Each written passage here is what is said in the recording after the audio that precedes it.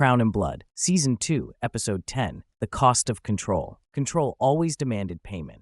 Not up front, not loudly. It waited until everything else was on the line. The city felt different at dawn. Too quiet, too organized, the kind of calm that came after something fundamental had shifted. Street corners were empty. Phones stayed silent. People who once moved freely now waited for permission they didn't realize they were asking for. Phantasma's order had settled in. An order had a price. Detective Ryan Cole stood on the roof of the precinct, staring out over the skyline. He wasn't chasing chaos anymore. He was chasing absence. Everything stopped, he said to Vasquez, which means someone decided it should. Vasquez studied the city. You still think he's hiding in plain sight? Cole nodded slowly. I think he's closer than I'm comfortable admitting. For the first time, doubt crept in, not about Phantasma's existence, but about how long he'd been there. Eli Cross made his last move quietly. Not with guns, not with threats, with information. A single call, a carefully chosen detail from the past, a reminder meant to fracture control, not challenge it. Marcus King received the message and understood it instantly. You don't win by exposing me, Marcus said calmly into the phone. You win by surviving me. Eli, then we both lose something. Marcus ended the call. The line between them was gone. Naomi saw it in Marcus's eyes that night. The past caught up, she said. Yes, Marcus replied, and it won't be ignored again. She stepped closer. What happens now? Marcus looked at her, not as Phantasma, not as a king, but as a man who knew the cost of every choice he'd made.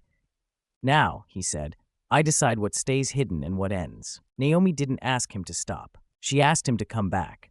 The final confrontation didn't happen in public. It happened where it always had, away from witnesses, away from noise, away from mercy. Eli understood when he arrived. This was inevitable.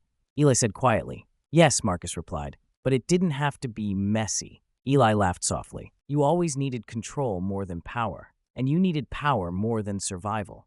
When it ended, it wasn't dramatic. It was final. The city didn't hear the sound, but it felt the absence immediately. By morning, rumors filled the gaps. Eli Cross was gone, not arrested, not confirmed dead. Just fear returned, but differently now. Fear with rules. Cole received the news with a sinking feeling. No body, Pike said. No witnesses. Cole closed his eyes briefly. Then Phantasma won. But who is he? Vasquez asked. Cole stared at the city one last time. Someone who understands restraint. For the first time, Cole considered something he hadn't allowed himself before. What if catching Phantasma meant destabilizing everything holding the city together? Marcus stood with Naomi as the sun rose, painting the skyline gold. It's over, Naomi said. Marcus shook his head. It's never over. It's just quieter. She took his hand. And us? Marcus turned to her fully. You're the only thing I didn't control. Naomi held his gaze. Then don't start now. For the first time all season, Marcus smiled, not as Phantasma, not as a king, just as a man who had paid the price and lived with it.